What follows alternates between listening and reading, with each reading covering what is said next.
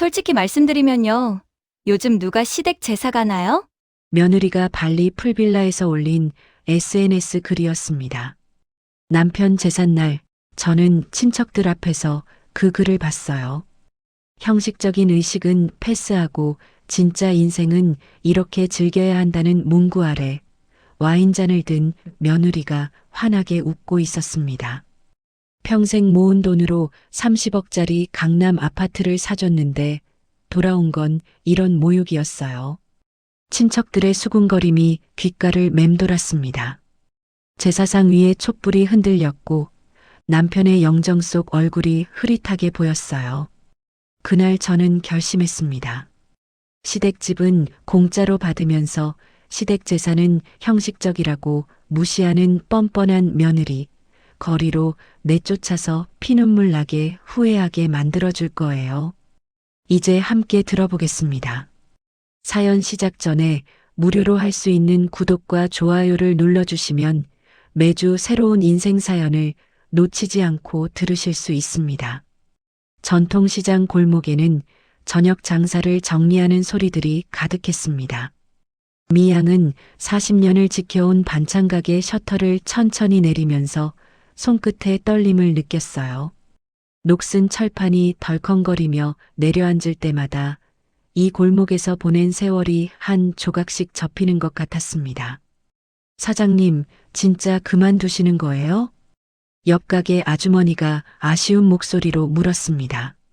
미양은 고개를 끄덕이며 작게 웃었어요. 이제 나이도 있고 기철 씨도 없는데 혼자 하기 힘들어서요. 남편 기철이 세상을 떠난 지 2년이 지났습니다.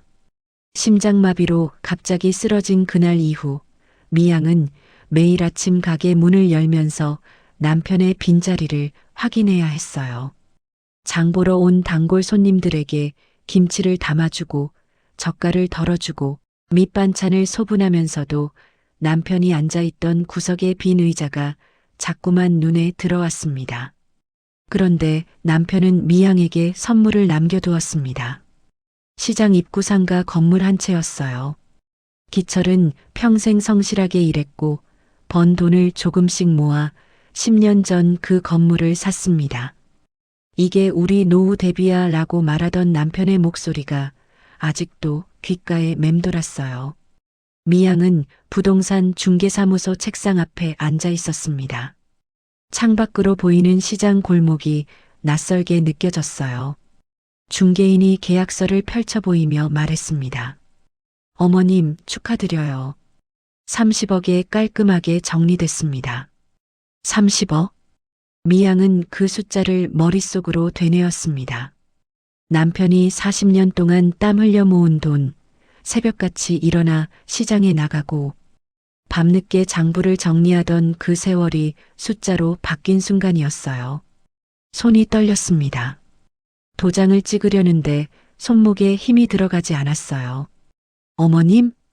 중개인의 목소리에 정신을 차렸습니다. 미양은 깊게 숨을 들이쉬고 도장을 눌렀어요. 붉은 인주가 종이에 선명하게 찍혔습니다. 며칠 후 미양은 아들 도윤과 며느리 서진을 불렀습니다. 강남의 한 카페였어요.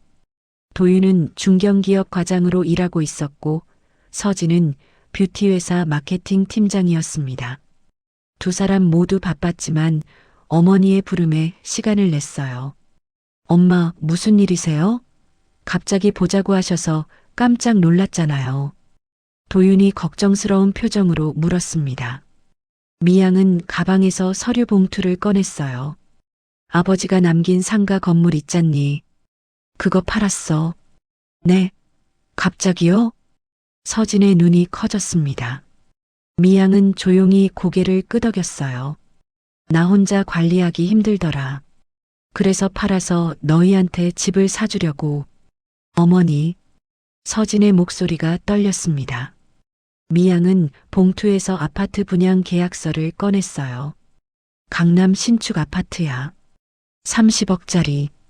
명의는 너희 둘 앞으로 했어. 순간 침묵이 흘렀습니다. 도윤은 계약서를 받아들고 멍하니 서류를 내려다봤어요. 주소를 확인하고 평수를 확인하고 가격을 확인했습니다. 손이 미세하게 떨렸어요. 엄마, 이게 내 힘으로 산 집이 아닌데. 도윤의 목소리에는 고마움과 동시에 자격지심이 섞여 있었습니다. 장남으로서 부모님께 집을 사드려야 한다고 생각했는데 오히려 이렇게 큰 선물을 받게 되니 복잡한 감정이 밀려왔어요. 뭔 소리야? 내 아버지가 평생 모은 거잖니. 당연히 내 거야. 미양은 태연하게 말했지만 속으로는 남편 생각에 코끝이 찡했습니다. 서진이 갑자기 자리에서 일어나 시어머니를 껴안았어요. 어머니, 이 은혜 평생 잊지 않을게요. 정말, 정말 감사합니다. 서진의 눈에는 눈물이 글썽였습니다. 하지만 미양은 며느리의 눈빛 깊은 곳에서 다른 무언가를 느꼈어요. 감동이라기보다는 승리감 같은 것. 드디어 강남 아파트를 손에 넣었다는 안도감이 스쳐 지나갔습니다. 우리 이제 진짜 잘해야겠다. 도윤이 중얼거렸습니다. 그 말에는 책임감과 부담감이 동시에 담겨 있었어요. 이사날 미양은 새 아파트를 둘러봤습니다. 모델하우스에서 봤던 것보다 훨씬 더 넓고 밝았어요. 거실 창문으로 한강이 보였고 주방은 최신식 시스템으로 꾸며져 있었습니다. 미양은 현관 비밀번호 설정하는 모습을 지켜보다가 조용히 돌아섰어요. 집으로 돌아오는 길, 미양은 남편의 영정 사진이 있는 작은 방에 들어갔습니다. 사진 속 기철은 환하게 웃고 있었어요. 여보, 이제 아버지 역할 다 한 것 같아요. 미양은 영정 앞에 앉아 조용히 말했습니다. 가슴 한편이 뿌듯하면서도 한편으로는 허전했어요. 40년을 지킨 가게도 없고 남편이 모은 재산도 모두 아들에게 줬습니다. 이제 남은 건 이 작은 집과 혼자가 된 자신뿐이었어요. 그날 밤 미양은 남편의 낡은 수첩을 꺼내 읽었습니다. 기철이 생전에 끄적여둔 메모들이 가득했어요. 장부 계산, 건물 관리비 내역, 그리고 마지막 장에 휘갈겨 쓴 한 문장. 재산은 사람 됨됨이를 보고 물려줘라. 미양은 그 문장을 한참 들여다봤습니다. 남편이 무슨 의미로 이 말을 남겼을까요? 그때는 알지 못했어요. 이 한 줄이 앞으로 자신의 인생을 완전히 바꿔놓을 거라는 걸. 3개월이 흘렀습니다. 가을이 깊어지고 있었어요. 미양은 휴대폰을 들여다보며 며느리에게 보낸 메시지를 다시 확인했습니다. 서진아, 명절 때 뭐 먹고 싶은 거 있니? 미리 준비해 둘게. 메시지 옆에는 읽음 표시만 떠 있었어요. 답장은 없었습니다. 미양은 화면을 내리며 이전 대화들을 살펴봤어요. 지난달에 보낸 안부 메시지에도 내비라는 짧은 답만 돌아왔고 그 전주에 보낸 김장 김치 이야기에는 다음에 뵐게요라는 한 줄뿐이었습니다. 처음엔 이해하려고 했습니다. 요즘 젊은 사람들은 바쁘니까요. 서진은 회사에서 팀장이고 회의도 많고 야근도 잦다고 했어요. 미양은 스스로를 다독이며 괜찮다고 이해한다고 되뇌었습니다. 명절이 다가왔습니다. 미양은 일주일 전부터 장을 보고 음식을 준비했어요. 도윤과 서진이 좋아하는 갈비찜을 만들고 잡채를 볶고 동그랑땡을 부쳤습니다. 냉장고 가득 반찬을 채우고 나니 허리가 아팠지만 아들 내외가 오면 맛있게 먹을 생각에 기분이 좋았어요. 명절 이틀 전 도윤에게서 전화가 왔습니다. 엄마, 나 이번 명절에 못 갈 것 같아. 왜? 무슨 일 있니? 회사에서 갑자기 회식이 잡혔어. 부장님이 꼭 참석하래. 미양은 수화기를 꽉 쥐었습니다. 명절 이틀 전에 회식이라니요. 입술을 깨물며 참았어요. 그래. 알았다. 조심해서 다녀와. 전화를 끊고 나서 미양은 냉장고 문을 열었습니다. 정성스럽게 쌓아둔 반찬들이 빼곡했어요. 가슴 한편이 무거워졌습니다.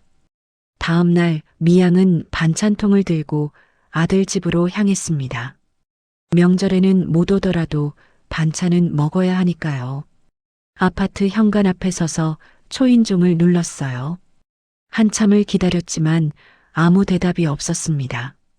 비밀번호를 알면 들어갈 수 있을 텐데 이사날 일부러 외면했던 그 숫자가 떠오르지 않았어요. 미양은 반찬통을 문 앞에 내려놓고 다시 초인종을 눌렀습니다. 여전히 조용했어요. 복도를 왔다 갔다 하며 30분을 기다렸지만 끝내 문은 열리지 않았습니다. 결국 반찬통을 다시 들고 돌아서는데 등 뒤로 스멀스멀 서운함이 기어올랐어요. 집으로 돌아오는 지하철 안에서 미양은 창밖을 멍하니 바라봤습니다. 바빠서 그러겠지. 워낙 일 잘하는 애니까. 스스로를 위로했지만 목구멍 어딘가에 뭔가 걸린 것처럼 답답했어요. 그날 저녁 서진은 강남의 한 와인바에 앉아 있었습니다. 회사 동료들과 함께였어요. 테이블 위에는 와인잔이 여러 개 놓여 있었고 은은한 재즈 음악이 흐르고 있었습니다. 언니 신혼집 강남이라며? 부럽다. 후배가 부러운 듯 말했습니다. 서진은 와인을 한 모금 마시며 가볍게 웃었어요. 시어머니가 해주신 거야. 아파트 통으로. 대박. 그 정도면 효도 열심히 해야 되는 거 아니야? 순간 서진의 표정이 미묘하게 변했습니다. 웃음기가 사라지며 눈빛이 차가워졌어요. 그건 별개지. 우리도 우리 인생이 있어야 하잖아. 그 말에 테이블이 잠시 조용해졌습니다. 서진은 다시 밝게 웃으며 화제를 돌렸지만 방금 전 차가운 목소리는 쉽게 지워지지 않았어요. 명절 당일 미양은 혼자 간단하게 차례상을 차렸습니다. 남편의 영정사진 앞에 밥 한 그릇, 국 한 그릇, 나물 몇 가지를 올렸어요. 거실에는 미양 혼자뿐이었습니다. 절을 하며 고개를 숙이는데 눈가가 뜨거워졌어요. 기철 씨, 도윤이가 바쁜가 봐요. 서진이도 일이 많대요. 말은 그렇게 했지만 가슴속 깊은 곳에서는 다른 감정이 꿈틀거렸습니다. 나만 이렇게 애쓰는 건가? 그 생각이 들자마자 고개를 저으며 떨쳐냈어요. 아니야, 젊은 사람들은 원래 바쁜 거야. 이해해야지. 명절이 지나고 한 달 뒤, 미양은 시장에서 장을 보다가 오랜만에 옛 동네 사람을 만났습니다. 미양 씨, 아들 잘 있지? 강남에 집 해줬다며? 네, 덕분에 잘 지내요. 그래도 요즘 애들은 시댁 명절도 안 가던데 너희 집은 어때? 미양은 애써 웃으며 대답했습니다. 바빠서 그래요. 요즘 젊은 사람들 일이 얼마나 많아요. 하지만 돌아서는 순간 웃음이 사라졌습니다. 장바구니를 든 손에 힘이 들어갔어요. 저녁에 미양은 도윤에게 전화를 걸었습니다. 신호음이 길게 울렸고 6번째 신호음 끝에 도윤이 받았어요. 엄마, 왜? 아니, 그냥 목소리 듣고 싶어서. 밥은 먹었니? 응, 먹었어. 엄마도 드셨어요? 응. 도윤아, 이번 주말에 시간 되면 집에 한번 와. 반찬 해줄게. 잠시 침묵이 흘렀습니다. 수화기 너머로 도윤이 작게 한숨 쉬는 소리가 들렸어요. 엄마, 이번 주는 좀 바빠서 다음에 갈게. 그래, 알았어. 몸 조심하고. 전화를 끊고 미양은 식탁에 앉아 멍하니 벽을 바라봤습니다. 부엌 시계가 째깍째깍 소리를 냈어요. 집은 너무 조용했습니다. 같은 시각 아들 내외의 집 거실에서는 작은 신경전이 벌어지고 있었습니다. 도윤이 조심스럽게 입을 열었어요. 여보, 이번 주말에 엄마 댁에 좀 가야 할 것 같아. 서진은 노트북을 보다 말고 고개를 돌렸습니다. 눈썹이 살짝 치켜 올라갔어요. 또요? 지난달에도 갔잖아요. 지난달엔 명절 때 못 갔잖아. 당신 회식 있어서 못 간 거잖아요. 왜 내가 가야 해요? 서진의 목소리가 날카로워졌습니다. 도윤은 아내의 얼굴을 살폈어요. 그래도 엄마가 우리 집까지 해주셨는데. 그건 알아요. 감사하죠. 근데 그렇다고 매주 가야 해요? 저도 제 시간이 필요하다고요. 도윤은 더 이상 말하지 못하고 입을 다물었습니다. 서진은 다시 노트북 화면을 보며 키보드를 두드렸어요. 대화는 거기서 끝났습니다. 미양의 휴대폰에 또 메시지를 보냈습니다. 도윤아, 김장 담갔어. 가져가렴. 이번에도 답장은 한참 뒤에 왔어요. 네, 나중에요. 그렇게 계절이 바뀌어 갔습니다. 연락은 점점 뜸해졌고 만남은 자꾸 미뤄졌어요. 미양은 달력에 한 달 앞으로 다가오는 남편의 기일을 보며 깊은 한숨을 내쉬었습니다. 새벽 5시 미양은 부엌에 서 있었습니다. 제사상을 준비하는 날이었어요. 도마 위에서 물을 썰고 북어를 불리고 전을 부칠 밀가루 반죽을 만들었어요. 지글지글 기름 튀는 소리가 고요한 새벽을 깨웠습니다. 미양은 제사상을 차리며 휴대폰을 힐끗 봤어요. 도윤에게 어제 보낸 메시지에는 아직 답이 없었습니다. 내일 제사니까 저녁 6시까지는 와라. 읽음 표시만 떠 있었어요. 서진에게도 따로 전화를 걸었지만 받지 않았습니다. 바쁘겠지. 오긴 오겠지. 스스로를 다독이며 미양은 계속 음식을 만들었습니다. 갈비찜을 끓이고 나물을 무치고 과일을 정성스럽게 깎았어요. 손끝이 시큰거렸지만 멈추지 않았습니다. 오후 4시쯤 친척들이 하나둘 모이기 시작했습니다. 도윤의 고모와 고모부, 사촌 동생 내외가 왔어요. 거실이 북적이며 활기가 돌았습니다. 도윤이는 아직 안 왔어? 고모가 물었습니다. 미양은 애써 웃으며 대답했어요. 곧 올 거야. 회사 일 마무리하고 온대. 요즘 애들은 참 바쁘지. 그래도 아버지 제사인데 일찍 와야 하는 거 아니야? 고모의 말에 미양은 대꾸하지 못하고 부엌으로 향했습니다. 설거지를 하며 시계를 봤어요.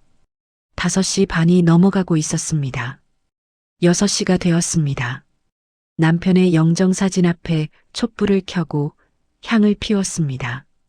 연기가 피어올라 천천히 퍼져나갔어요. 하지만 도윤은 보이지 않았습니다. 미양은 다시 전화를 걸었습니다. 신호음만 길게 울리다 끊어졌어요.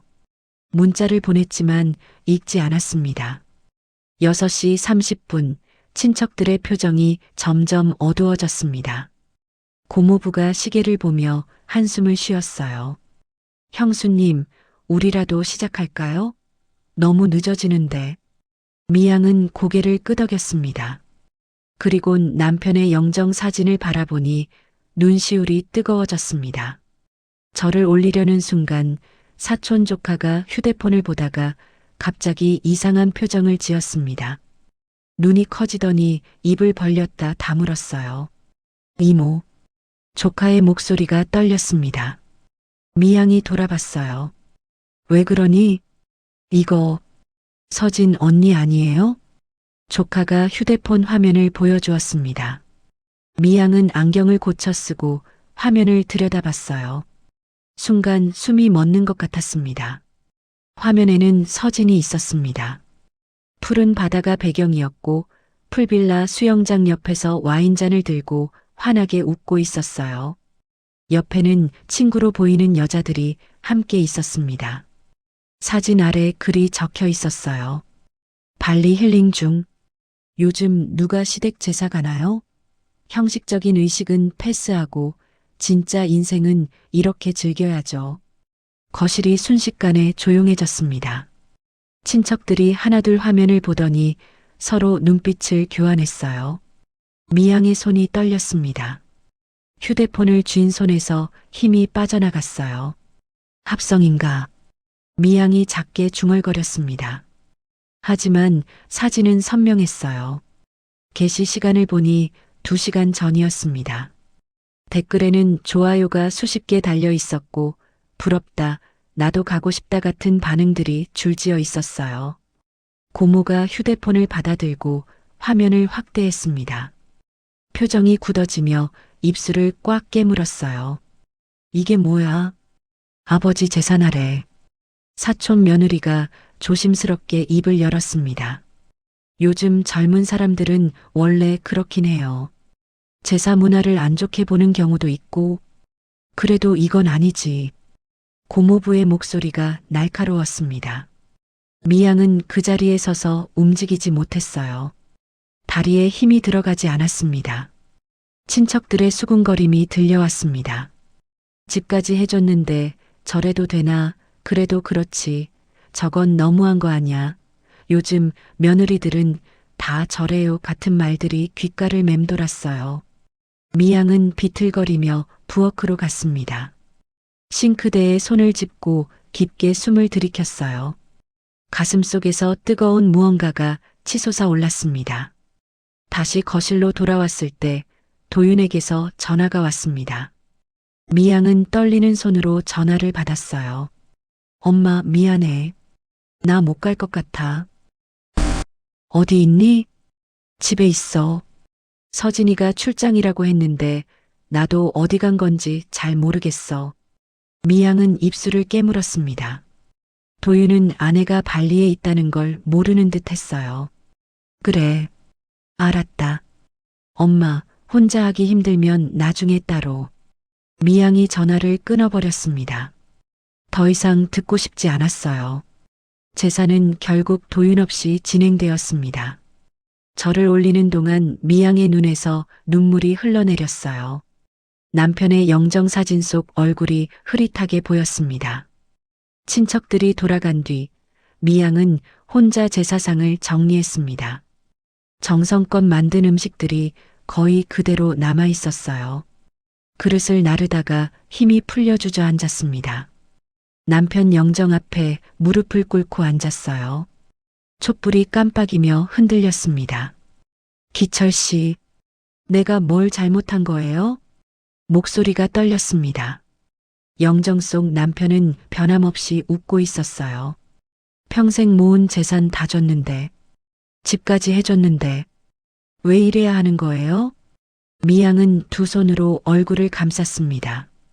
어깨가 들썩이며 소리 없이 울었어요. 한참을 그렇게 있다가 미양은 천천히 일어났습니다. 남편의 서재로 가서 오래된 서랍을 열었어요. 남편이 쓰던 수첩들이 가지런히 정리되어 있었습니다.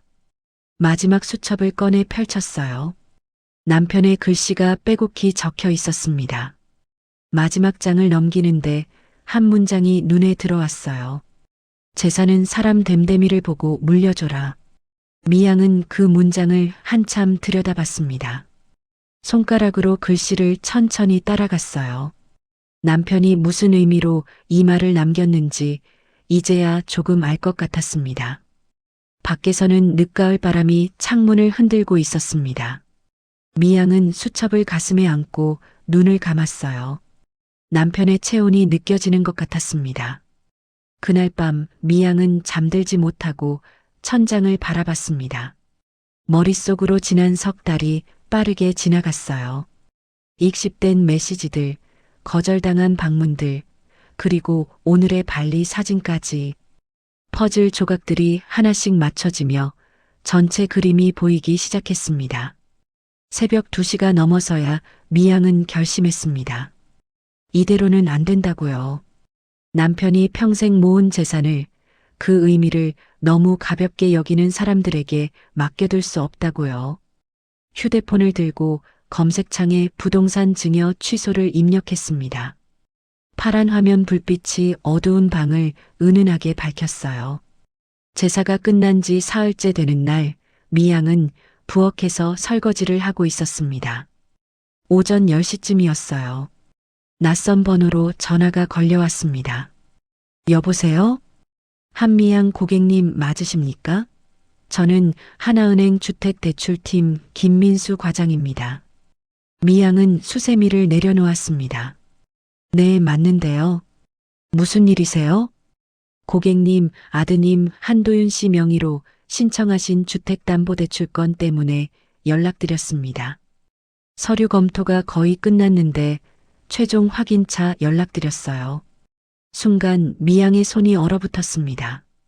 주택담보대출이라니요. 저희가 대출 신청한 적 없는데요. 아, 고객님께서 직접 신청하신 건 아니시고요. 아드님 한도윤 씨께서 강남 신월동 아파트를 담보로 8억 대출을 신청하셨습니다. 8억. 미양은 벽에 기대며 깊게 숨을 들이켰어요. 그게 확실한 겁니까? 네, 서류상으로는 문제 없습니다. 다만 대출금이 큰 편이라 최종 확인 절차를 거치고 있습니다. 전화를 끊고 미양은 그 자리에 주저앉았습니다. 가슴이 두근거렸어요. 손이 떨려 휴대폰을 제대로 잡을 수가 없었습니다. 한참을 그렇게 있다가 미양은 도윤에게 전화를 걸었습니다. 신호음이 3번 울리고 아들이 받았어요. 엄마, 왜? 도윤아, 지금 어디니? 당장 집으로 와. 목소리가 떨렸습니다. 도윤은 어머니의 평소와 다른 톤을 느꼈는지 잠시 말이 없었어요. 무슨 일인데요? 말로 설명 못해. 빨리 와. 2시간 뒤 도윤이 집에 도착했습니다. 현관문을 열고 들어서는데 거실에 서진도 함께 있었어요. 미양은 식탁에 앉아 두 사람을 바라봤습니다. 앉아라. 도윤과 서진이 소파에 나란히 앉았습니다. 미양은 메모지에 적어둔 은행 담당자 이름과 전화번호를 내밀었어요. 이게 뭐냐? 도윤이 메모지를 받아들고 눈을 깜빡이더니 얼굴이 하얗게 질렸어요. 엄마, 이게 은행에서 전화 왔더라. 8억 대출 신청했다고. 너희 집 담보로. 서진의 표정이 굳어졌고 도윤은 입술을 깨물며 고개를 숙였어요. 왜 엄마한테 한마디 상의도 안 했냐? 상의하면 반대하실 것 뻔하잖아요. 서진이 대답했습니다. 목소리에 거리낌이 없었어요. 미양은 며느리를 똑바로 쳐다봤습니다. 반대할 만한 일이니까 상의를 해야 하는 거 아니냐? 어머니, 그 돈으로 투자를 하려고 했어요. 실버타운 개발 프로젝트인데 수익률이 아주 좋거든요. 서진이 가방에서 서류 몇 장을 꺼냈습니다. 화려한 컬러 인쇄물이었어요. 프리미엄 실버타운 투자 설명서라는 제목이 크게 적혀 있었습니다. 미양은 서류를 받아들고 천천히 읽어 내려갔습니다. 영어 약자들과 어려운 용어들이 가득했어요. ROI 리츠, 선순위 채권, 프리미엄 수익 구조. 한 줄 읽을 때마다 머리가 복잡해졌습니다. 이게 뭔 소린지 하나도 모르겠다. 그러니까 제가 설명드리는 거잖아요. 서진이 노트북을 꺼내 파일을 열었습니다. 화려한 그래프와 숫자들이 화면을 가득 채웠어요. 여기 보세요. 수익률이 연 15%예요. 8억을 투자하면 1년에 1억 2천만 원이 수익으로 들어와요. 3년만 하면 원금 회수하고도 남아요. 미양은 화면을 들여다봤습니다. 숫자들이 눈앞에서 흔들렸어요. 그렇게 좋으면 왜 남들은 안 하냐? 하고 있어요. 친구들이랑 같이 하는 건데 다들 강남에 집 있는 사람들이에요. 어머니, 요즘은 이렇게 굴려야 해요. 가만히 있으면 손해거든요. 서진의 목소리는 자신감으로 가득했습니다. 마치 게임을 설명하는 것 같았어요. 미양은 며느리의 빛나는 눈동자를 보며 등골이 서늘해졌습니다. 도윤아, 너는 이거 제대로 알고 하는 거냐? 도윤이 고개를 들었습니다. 눈을 제대로 마주치지 못하고 시선이 이리저리 흔들렸어요. 서진이가 친구들이 다 한대서 친구들이 하면 너도 해야 하냐? 미양의 목소리가 높아졌습니다. 도윤은 입을 다물었어요. 어머니, 걱정 마세요. 나중에 잘 되면 어머니한테도 효도할 수 있어요. 이거 정말 괜찮은 투자라니까요. 서진이 미소를 지으며 말했습니다. 하지만 그 미소가 미양의 눈에는 차갑게 보였어요. 서진아, 이 집이 누구 집이냐? 명의상으로는 저희 집이잖아요. 명의가 너희 앞으로 되어 있으면 마음대로 해도 된다는 거냐? 서진의 미소가 사라졌습니다. 눈빛이 날카로워지며 턱을 들었어요. 법적으로는 그렇잖아요. 이제 저희 집인데 저희가 어떻게 하든 상관없는 거 아닌가요? 미양은 며느리의 얼굴을 한참 들여다봤습니다. 처음 만났을 때 눈물 글썽이며 감사하다던 그 사람이 맞나 싶었어요. 나도 몰라서 무섭다. 이 서류에 뭐가 써 있는지, 이게 진짜 좋은 건지 나쁜 건지 도통 모르겠어. 그런데 더 무서운 건 미양이 말을 멈췄습니다. 목이 메었어요. 더 무서운 건 너희가 남편이랑 나랑 평생 모은 돈을 너무 가볍게 본다는 거다. 도윤이 고개를 더욱 숙였습니다. 서진은 입술을 삐죽 내밀며 팔짱을 꼈어요. 미양은 투자 설명서를 다시 펼쳐 읽었습니다. 마지막 장에는 작은 글씨로 주의사항이 빼곡히 적혀 있었어요. 원금 손실 가능, 투자 위험 고지, 회사는 법적 책임을 지지 않음. 손끝이 차가워졌습니다.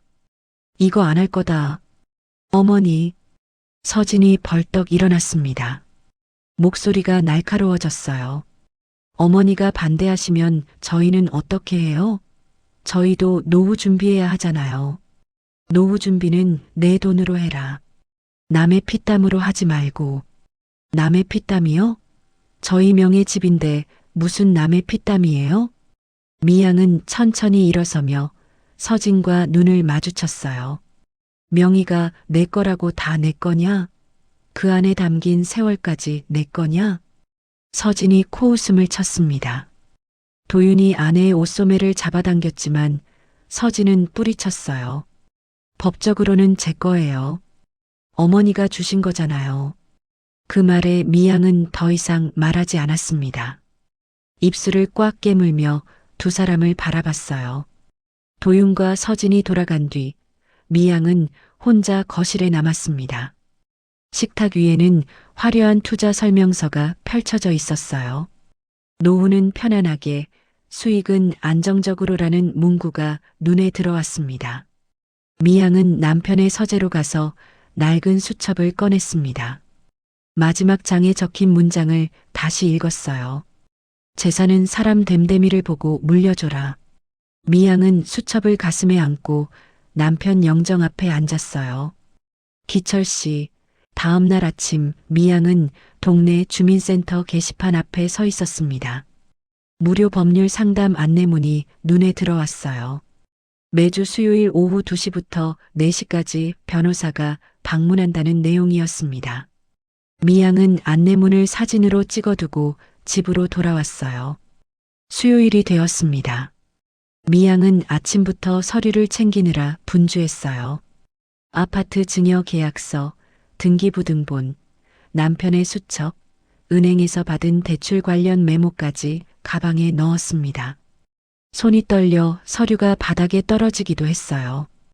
오후 1시 반 미양은 주민센터로 향했습니다.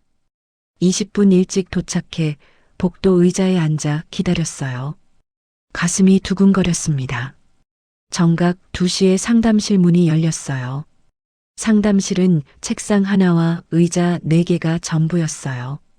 변호사는 40대 중반으로 단정한 회색 정장을 입고 있는 여성이었어요. 미양이 들어서자 따뜻하게 미소 지으며 자리를 권했습니다. 미양은 가방에서 서류들을 꺼내 책상 위에 펼쳤습니다.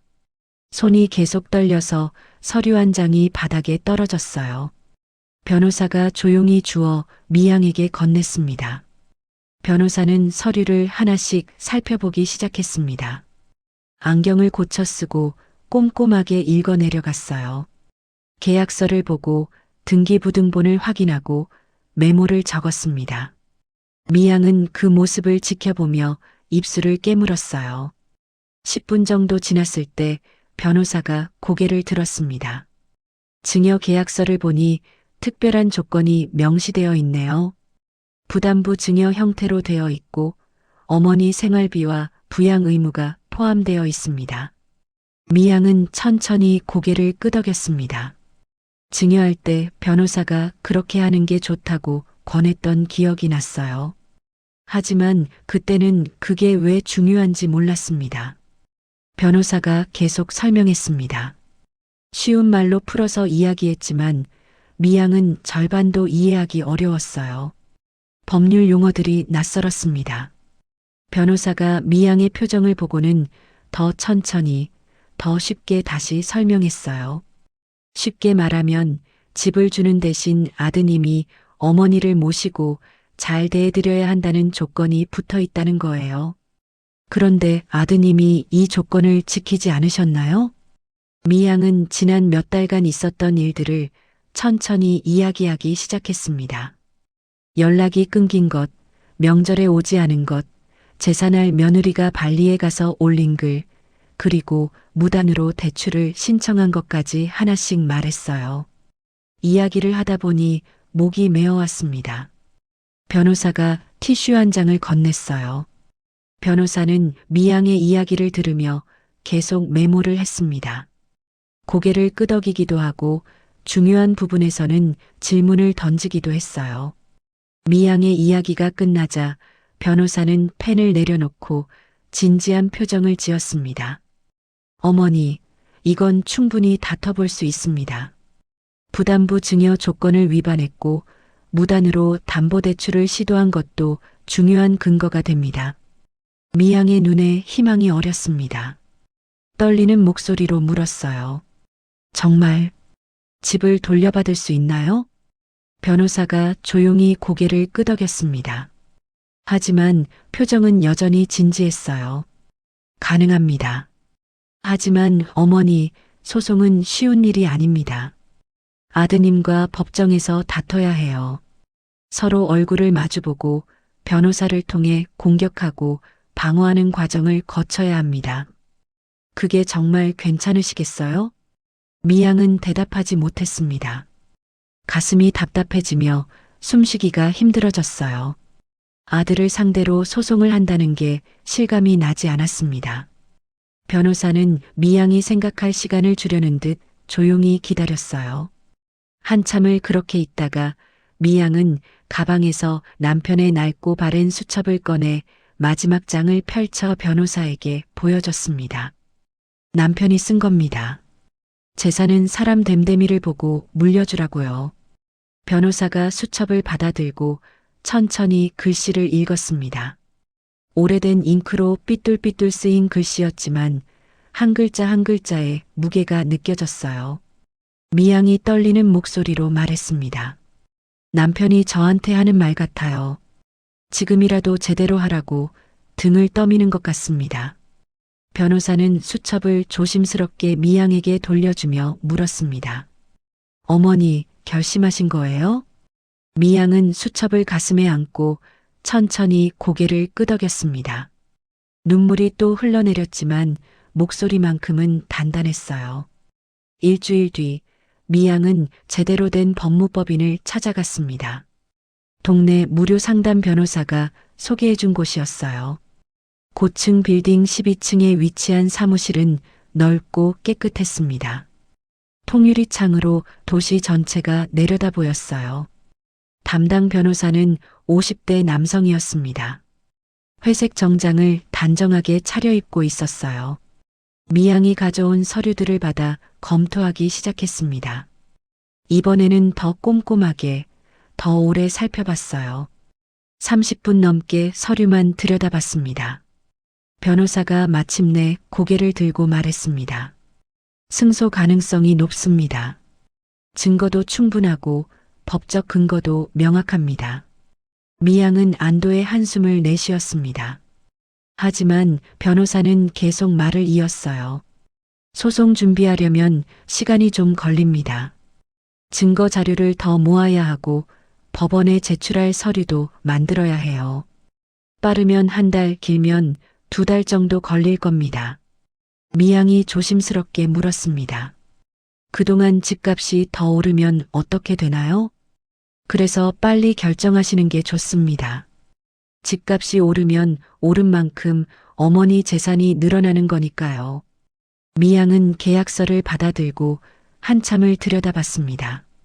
변호사 수임료와 소송 비용이 적혀 있었어요. 작은 금액은 아니었습니다. 하지만 주저하지 않고 볼펜을 들었어요. 계약서에 서명을 하는데 손이 떨렸습니다.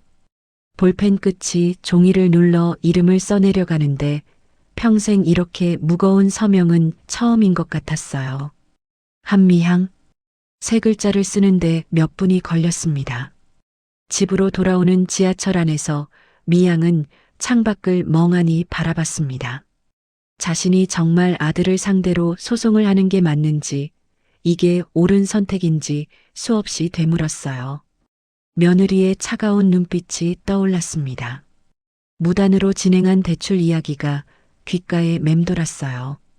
그럴 때마다 미양은 가방 속 남편의 수첩을 만지작거렸습니다.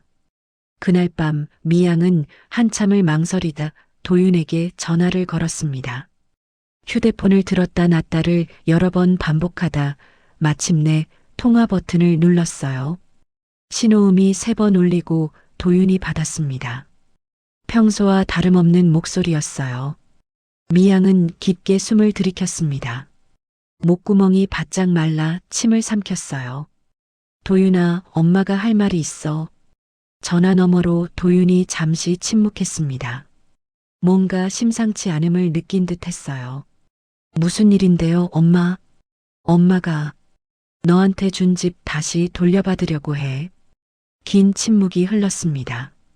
수화기 너머로 도윤이 숨쉬는 소리만 들렸어요. 그 호흡이 점점 빨라지는 게 느껴졌습니다. 엄마, 지금 무슨 소리 하는 거예요? 도윤의 목소리가 떨렸습니다. 믿을 수 없다는 듯 높아졌어요. 법적으로 절차 밟을 거야. 변호사랑 이미 상담했어. 엄마가 어떻게 해? 우리를 상대로 소송을 할 수 있어요? 진짜로요? 미양은 눈을 감았습니다. 며느리의 발리 사진이 차갑게 내뱉던 말들이 떠올랐어요. 나한테도 이게 쉬운 일이 아니야.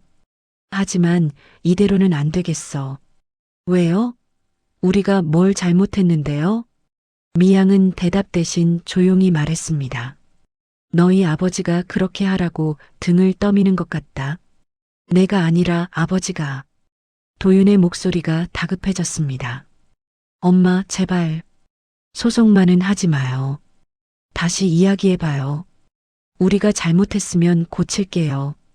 미양은 더 이상 듣고 싶지 않았습니다. 전화를 끊었어요. 휴대폰을 내려놓고 두 손으로 얼굴을 감쌌습니다. 어깨가 들썩이며 소리 없이 울음이 터져 나왔어요. 다음 날 도윤이 집으로 찾아왔습니다. 얼굴이 창백했고 눈 밑에 다크서클이 짙게 깔려 있었어요. 밤새 잠을 못 잔 것 같았습니다. 현관문을 열고 들어서며 급하게 말했어요. 엄마, 다시 생각해봐요. 우리 가족인데 어떻게 법정까지 가요? 미양은 거실 소파에 앉아 아들을 바라봤습니다. 대답 대신 조용히 차를 내왔어요. 가족이면 더 조심했어야지. 가족이라고 함부로 해도 되는 게 아니야. 도윤이 무릎을 꿇듯 앉으며 애원했습니다. 그냥 대출만 취소하면 안 돼요? 투자 안 할게요. 집도 절대 안 건드릴게요. 약속할게요. 미양은 아들의 눈을 똑바로 봤습니다. 도윤의 눈빛이 흔들리고 있었어요. 간절함과 두려움이 섞여 있었습니다. 말만 하면 믿을 수 있겠니? 지난 3달 동안 너희가 보여준 게 뭐였어? 도윤은 대답하지 못했습니다. 입을 벌렸다 다물기를 반복하다 고개를 떨어뜨렸어요. 한참을 그렇게 앉아 있다가 작게 중얼거렸습니다. 엄마가 진심으로 화난 적은 처음이야. 미양은 식탁 위에 놓인 소송 준비 서류들을 바라봤습니다. 두꺼운 서류 뭉치였어요. 너무 늦게 화냈나 보다. 한 달 뒤 법원에 소장이 접수되었습니다. 미양은 변호사와 함께 법원 계단을 천천히 올라갔어요. 구름 한 점 없이 맑은 날씨였습니다. 하지만 미양의 마음은 무거웠어요. 계단을 오르는 발걸음이 천근만근 무겁게 느껴졌습니다. 법원 건물 앞에서 미양은 잠시 멈춰 섰습니다. 하늘을 올려다보며 조용히 남편에게 속삭였어요. 바람이 불어와 미양의 머리카락을 흔들었습니다. 남편이 대답하는 것 같았어요. 미양은 눈을 감고 그 바람을 온몸으로 느꼈습니다. 4개월 뒤 법원 판결이 나왔습니다. 미양은 변호사 사무실에서 판결문 봉투를 받아들었어요. 손이 떨려 봉투가 바스락거렸습니다. 변호사가 조용히 말했어요. 승소하셨습니다. 아파트 소유권이 어머니께 돌아갑니다. 미양은 판결문을 천천히 읽어 내려갔습니다. 법률 용어들이 빼곡히 적혀 있었지만 결론은 명확했어요. 집이 다시 자신의 것이 되었습니다. 하지만 이겼다는 안도감보다 여기까지 와야 했다는 씁쓸함이 먼저 밀려왔어요. 변호사가 서류를 정리하며 물었습니다. 아드님께 연락해 보셨어요? 미양은 고개를 저었습니다. 목소리는 담담했어요. 전화도 안 받을 겁니다. 지난 몇 달 동안 단 한 번도 연락하지 않았어요. 일주일 뒤 미양은 아들 내외의 집 앞에 섰습니다. 이삿짐 센터 트럭이 건물 앞에 서 있었어요. 짐을 나르는 사람들의 발걸음이 바빴습니다. 큰 박스들이 줄지어 트럭에 실렸어요. 계단 입구에서 서진과 마주쳤습니다. 서진은 손에 작은 박스를 들고 있었어요. 미양을 보자 표정이 굳어지며 입술을 꽉 깨물었습니다. 눈빛이 차갑게 식어 있었어요. 만족하세요? 서진의 목소리가 날카롭게 튀어나왔습니다. 미양은 대답하지 않고 며느리를 조용히 바라봤어요. 서진이 박스를 내려놓고 두 손을 허리에 올리며 다시 말했습니다. 어머니가 우리 인생을 망쳤어요. 이 집은 원래 우리 거였다고요. 법으로 뺏어간 거잖아요. 미양이 천천히 입을 열었습니다. 원래 내 거였던 적은 없어. 서진이 비웃듯 코웃음을 쳤습니다. 고개를 흔들며 박스를 다시 집어들었어요. 법적으로 우리 명의였어요. 그게 우리 거 아니면 뭐예요? 명의와 소유는 다른 거야. 너희는 그걸 끝까지 몰랐어. 서진은 더 이상 말하지 않고 박스를 들고 트럭으로 향했습니다. 뒷모습에서 분노가 뿜어져 나왔어요. 어깨가 잔뜩 올라가 있었고 발걸음은 거칠었습니다. 도윤이 집 밖으로 나왔습니다. 손에는 여행용 가방을 들고 있었어요.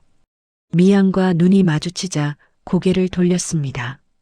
얼굴이 야위고 눈빛이 흐려져 있었어요. 며칠 동안 제대로 먹지도 자지도 못한 것 같았습니다. 미양이 아들의 이름을 불렀습니다. 도윤아. 도윤은 멈춰섰지만 돌아보지 않았습니다. 등이 굳어 있었어요. 미양이 다시 말했습니다. 잘 지내라. 그 말에 도윤의 어깨가 미세하게 떨렸습니다. 손에 든 가방 손잡이를 더 꽉 쥐었어요. 하지만 끝내 대답하지 않고 트럭으로 걸어갔습니다. 미양은 아들의 뒷모습을 한참 바라보다 천천히 돌아섰습니다. 발걸음이 무겁게 느껴졌어요. 한 달 뒤 아파트가 매각되었습니다. 미양은 부동산 중개사무소에서 최종 계약서에 서명했어요. 구매자는 40대 부부였습니다. 매매가는 31억이었어요. 1년 사이에 1억이 더 올랐습니다. 계약이 끝나고 미양은 중개사무소를 나섰습니다. 가을바람이 불어와 낙엽이 발밑에서 바스락거렸어요. 손에는 등기부등본과 계약서, 사본이 들려 있었습니다. 미양은 그 서류들을 가방에 넣으며 깊게 숨을 들이켰어요. 다음 날 미양은 은행을 찾았습니다. 창구 직원이 통장을 건넸어요. 새로 만든 통장이었습니다. 미양은 첫 장을 펼쳐 잔액을 확인했어요. 31억이라는 숫자가 선명하게 찍혀 있었습니다. 미양은 그 숫자를 한참 들여다봤습니다. 웃음이 나오지 않았어요. 창구 직원은 축하한다며 밝게 웃었지만 미양의 얼굴에는 표정이 없었습니다. 통장을 가방에 넣고 은행을 나서는데 다리에 힘이 들어가지 않았어요. 집으로 돌아오는 버스 안에서 미양은 창밖을 멍하니 바라봤습니다. 거리에 사람들이 웃고 이야기하며 걸어가고 있었어요. 미양은 가방에서 남편의 수첩을 꺼냈습니다. 마지막 장을 펼쳐 천천히 읽었어요.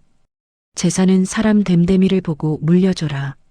그 문장 아래 작은 글씨로 또 다른 문장이 적혀 있었습니다. 오래되어 흐릿했지만 읽을 수 있었어요. 인생의 두 번째 봄을 준비해라. 미양은 그 문장을 여러 번 되뇌었습니다. 두 번째 봄? 남편은 무슨 의미로 이 말을 썼을까요? 미양은 수첩을 가슴에 안고 눈을 감았습니다.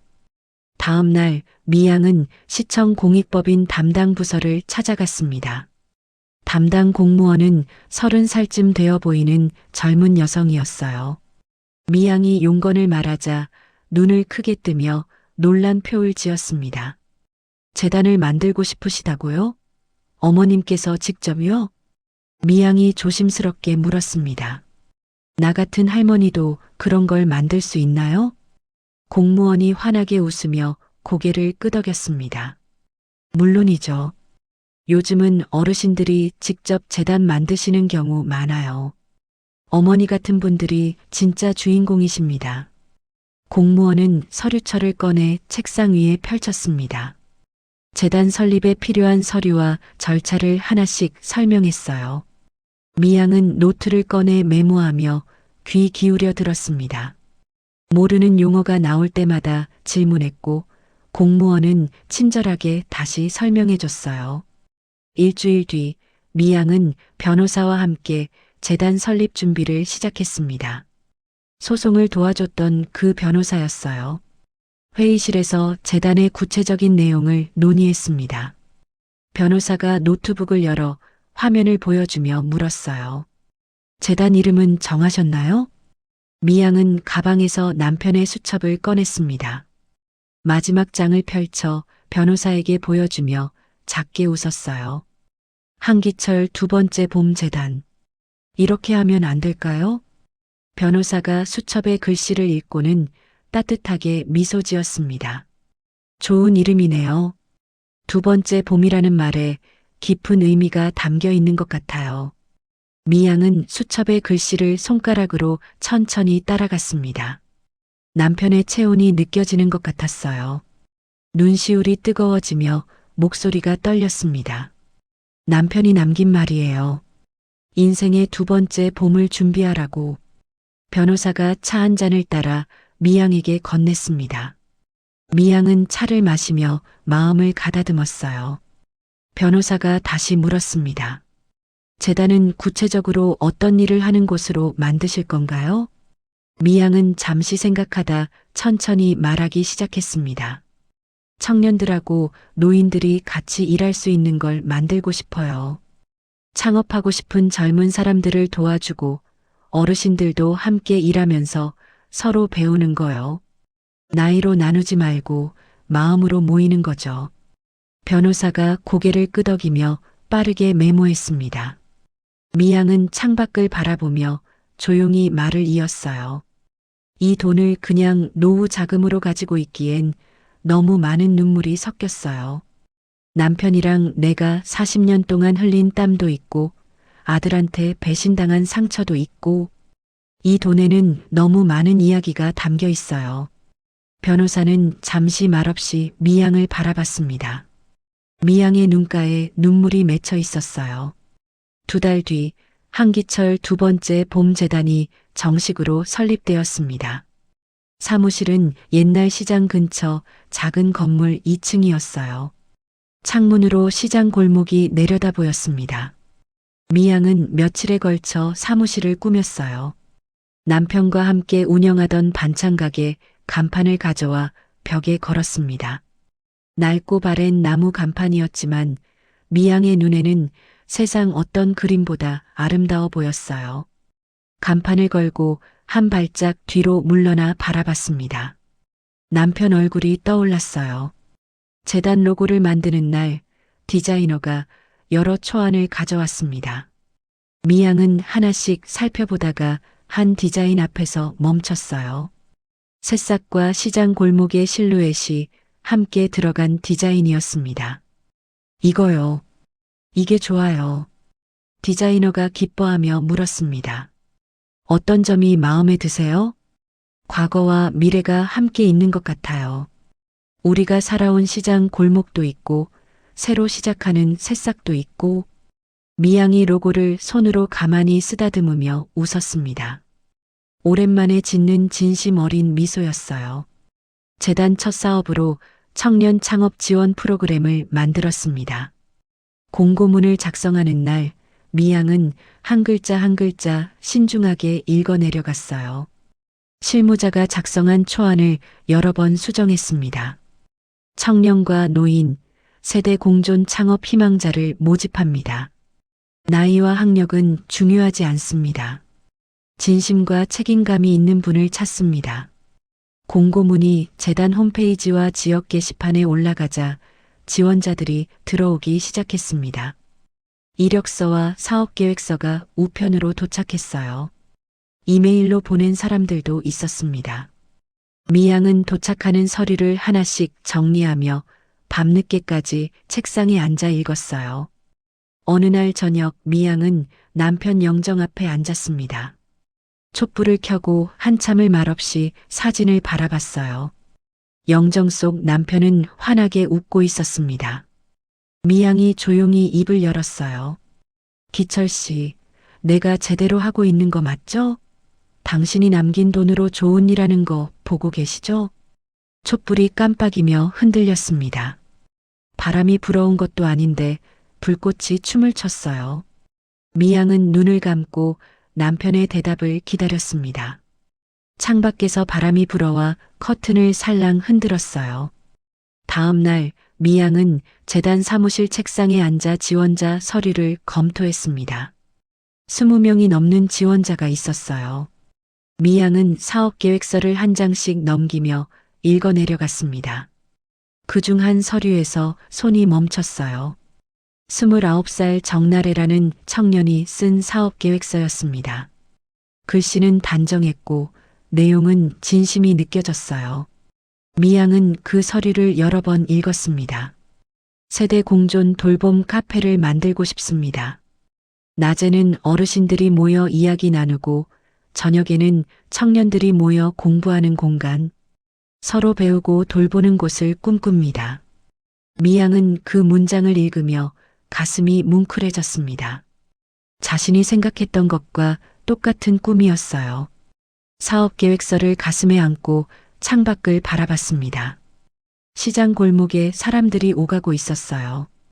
일주일 뒤 재단 사무실에서 면접이 있었습니다. 미양은 일찍 나와 사무실을 정리하고 창문을 열어 환기를 시켰어요. 오전 10시에 정나래가 도착하기로 되어 있었습니다. 10시 정각 초인종이 울렸습니다. 문을 열자 29살 정도로 보이는 젊은 여성이 서 있었어요. 청바지에 흰 셔츠를 입고 낡은 가방을 어깨에 메고 있었습니다. 얼굴에는 긴장한 표정이 역력했어요. 나래가 조심스럽게 들어와 신발을 벗으며 사무실 안을 둘러봤습니다. 벽에 걸린 낡은 시장 간판을 보더니 잠시 멈칫했어요. 미양이 그 모습을 보며 물었습니다. 저 간판이 마음에 들어요? 네, 정말 멋있어요. 세월의 무게가 느껴져요. 그 말에 미양의 입가에 미소가 번졌습니다. 나래의 눈빛이 진심으로 보였어요. 미양은 나래를 책상 앞으로 안내하고 마주 앉았습니다. 면접이 시작되었습니다. 재단 실무자가 나래의 이력서를 펼쳐놓고 꼼꼼하게 읽어내려갔어요. 경력란이 비어있는 부분이 많았습니다. 실무자가 고개를 들어 날카로운 목소리로 물었어요. 사업 경험은 전혀 없으시네요. 그럼 어떻게 카페를 운영하실 건가요? 나래의 손이 무릎 위에서 꼭 쥐어졌습니다. 목소리는 떨렸지만 또렷하게 대답했어요. 2년 동안 복지관에서 자원봉사를 했습니다.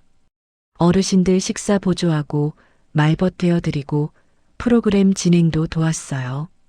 거기서 배운 게 많아요. 실무자가 서류를 탁 내려놓으며 다시 물었습니다. 수익성은 어떻게 보세요? 돌봄 카페로 돈을 벌 수 있을까요? 나래는 잠시 침묵했습니다. 손을 꼭 쥐었다 펴며 천천히 입을 열었어요. 솔직히 자신은 없습니다. 하지만 꼭 해보고 싶어요. 어르신들은 외로워하시고 청년들은 쉴 곳이 필요하잖아요. 그 둘을 연결하면 뭔가 의미 있는 일이 될 것 같아서요. 실무자의 표정이 더욱 굳어졌습니다. 펜으로 책상을 툭툭 치며 차갑게 말했어요. 의미만으로는 사업이 안 됩니다. 현실적인 수익 계획이 있어야죠.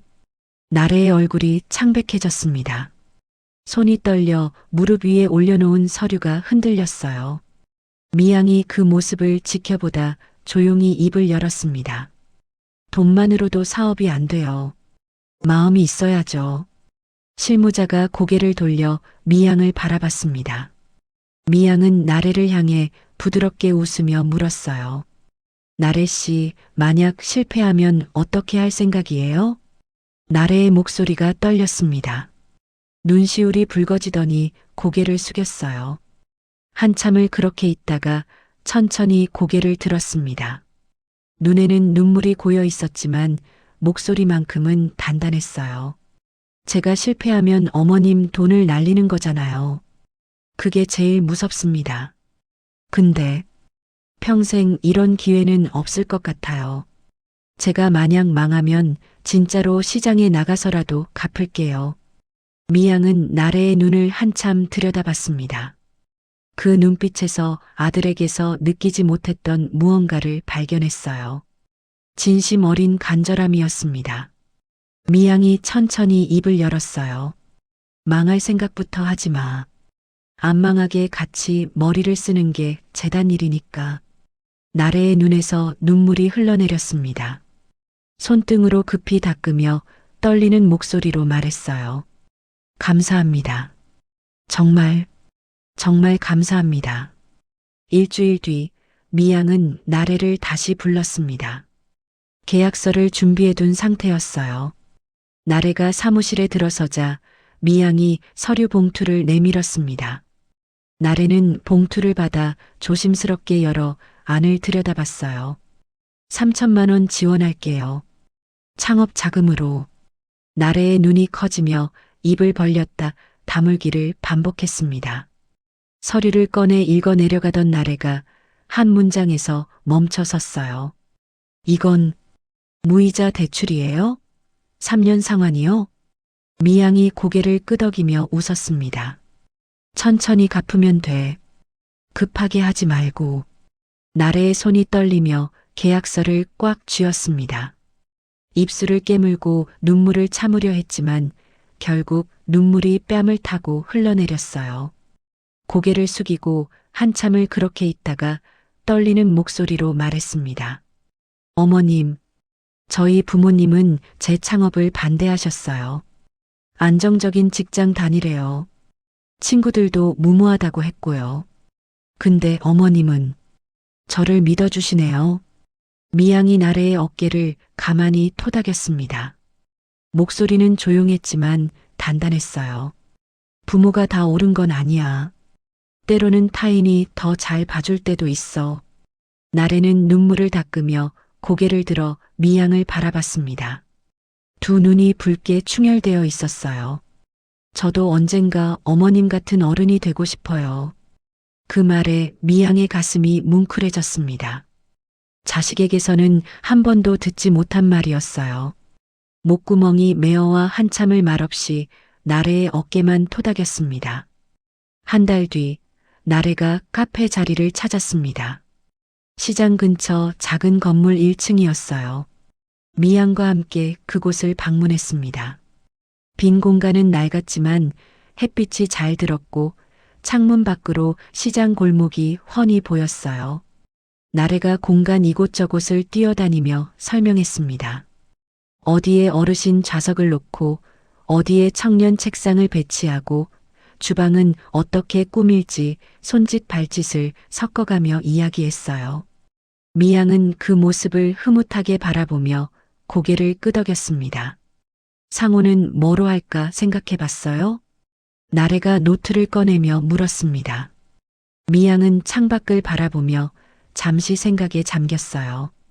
남편의 수첩에 적힌 문장이 떠올랐습니다. 두 번째 봄 다방은 어때? 나래가 그 말을 되뇌며 천천히 웃었습니다. 눈이 초롱초롱 빛났어요. 좋아요. 정말 좋아요.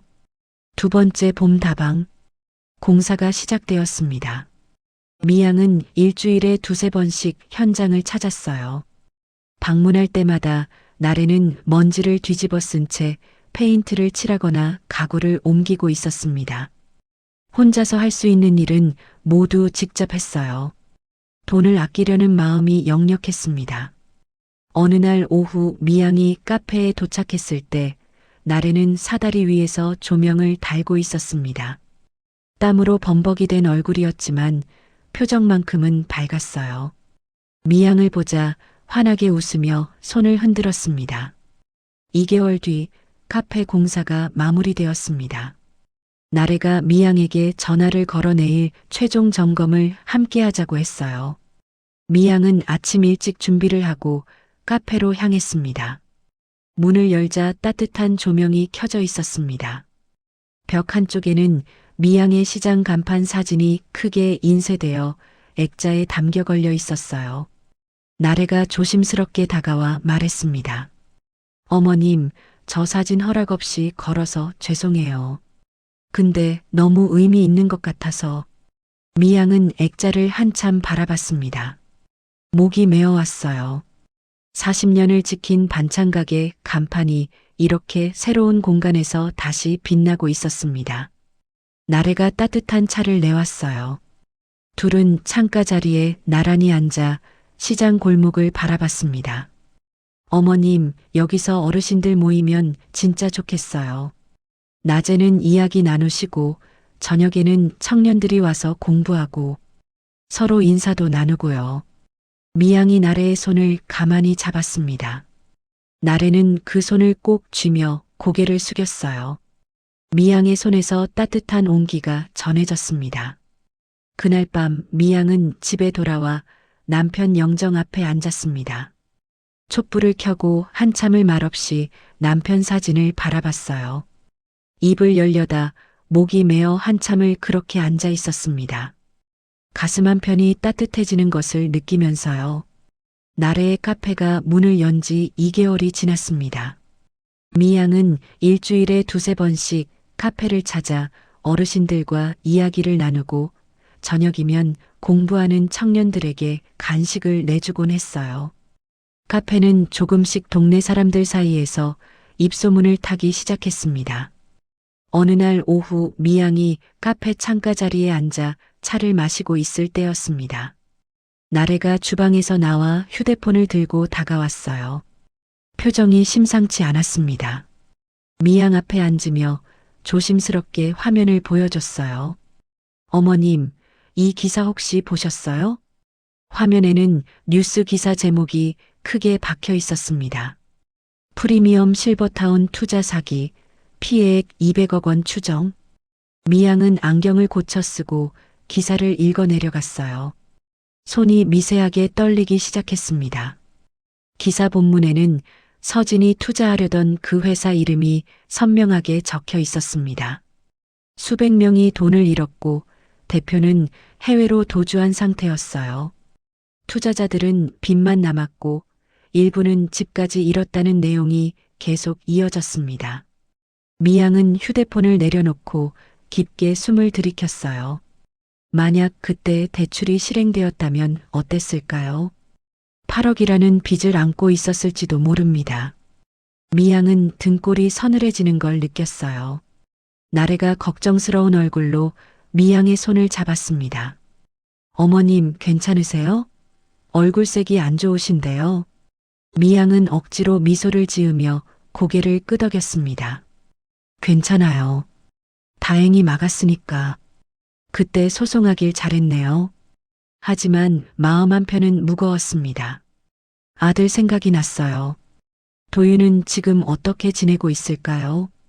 소송 이후 단 한 번도 연락하지 않았습니다. 미양은 차를 마시며 창밖을 바라봤어요. 일주일 뒤 어느 저녁 집에서 설거지를 하고 있을 때였습니다. 시계를 보니 8시가 조금 넘은 시간이었어요. 초인종이 울렸습니다. 미양은 손을 닦으며 현관으로 갔어요. 문을 열자 낯선 남자 3명이 서 있었습니다.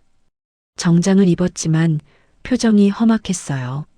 한 명은 서류 가방을 들고 있었고 다른 한 명은 팔짱을 낀 채 미양을 내려다봤습니다.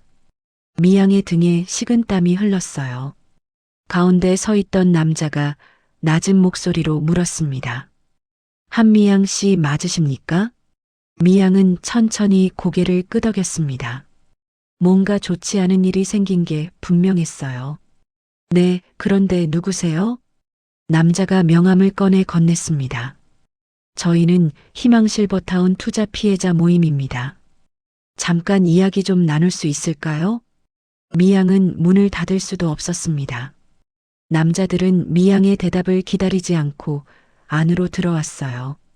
거실 소파에 나란히 앉더니 서류 가방에서 두꺼운 서류 뭉치를 꺼냈습니다.